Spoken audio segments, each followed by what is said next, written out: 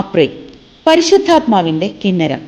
ക്രൈസ്തവ സഭാ ചരിത്രത്തിലെ ഏറ്റവും മഹാനായ വേദശാസ്ത്രജ്ഞനും കവിയും ഗാനരചയിതാവുമാണ് വിശുദ്ധ മൂറപ്രൈ.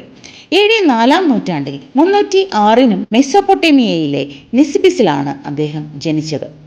അദ്ദേഹത്തിൻ്റെ കവിതകളിലെയും ഗീതങ്ങളിലെയും ആത്മീയ സൗന്ദര്യം പരിഗണിച്ച് സഭ അദ്ദേഹത്തിന് നൽകിയ വിശേഷണമാണ് പരിശുദ്ധാത്മാവിൻ്റെ കിന്നരം, ഹാർപ്പ് ഓഫ് ദ സ്പിരിറ്റ്. സങ്കീർണമായ ദൈവവചന സത്യങ്ങളെ സാധാരണക്കാർക്ക് മനസ്സിലാകുന്ന രീതിയിൽ ലളിതമായ കവിതകളിലൂടെയും പാട്ടുകളിലൂടെയും അദ്ദേഹം അവതരിപ്പിച്ചു.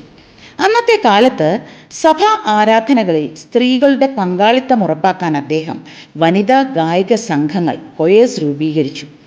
ഗീതങ്ങളുടെ തെറ്റായ പഠിപ്പിക്കലുകൾക്കെതിരെ പോരാടാൻ അദ്ദേഹം സത്യവിശ്വാസം ഉൾക്കൊള്ളുന്ന നിരവധി ഗാനങ്ങൾ രചിച്ചു. ഏകദേശം 300-ലധികം ഗീതങ്ങൾ അദ്ദേഹത്തിൻ്റെതായി ഇന്നുണ്ട്. ബൈബിളിലെ മിക്ക പുസ്തകങ്ങൾക്കും അദ്ദേഹം വ്യാഖ്യാനങ്ങൾ എഴുതിയിട്ടുണ്ട്.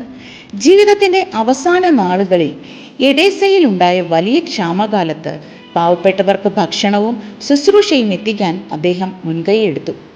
വിശുദ്ധ അപ്രേമിൻ്റെ വരികൾ ഇന്നും സിറിയക് പാരമ്പര്യമുള്ള സഭകളുടെ ആരാധനാക്രമങ്ങളിൽ അവിഭാജ്യ ഘടകമാണ്. അദ്ദേഹത്തിൻ്റെ എളിമയും ദൈവത്തോടുള്ള സമർപ്പണവും ഇന്നും വിശ്വാസികൾക്ക് മാതൃകയാണ്. ദൈവത്തെക്കുറിച്ച് സംസാരിക്കുന്നതിനേക്കാൾ ദൈവത്തോട് സംസാരിക്കുന്നതാണ് ഉത്തമം, അതായത് പ്രാർത്ഥനയാണ് ഉത്തമം എന്നതായിരുന്നു അദ്ദേഹത്തിൻ്റെ ശൈലി.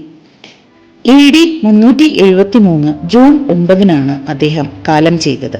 സഭയിലെ പൂർണ്ണ ഷമ്മാശനായ വേദപാരംഗതൻ കൂടിയാണ് വിശുദ്ധ മൂറപ്രൈ. സുറിയാനി സഭയുടെ കലണ്ടർ അനുസരിച്ച് മൂറപ്രൈമിൻ്റെ പ്രധാന ഓർമ്മപ്പെരുന്നാൾ വരുന്നത് വലിയ നോമ്പിലെ ആദ്യ ശനിയാഴ്ചയാണ്.